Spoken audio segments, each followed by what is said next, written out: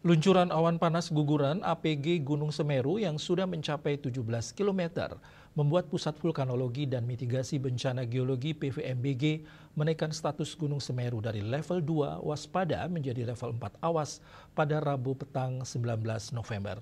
Peningkatan status ini bersifat antisipatif.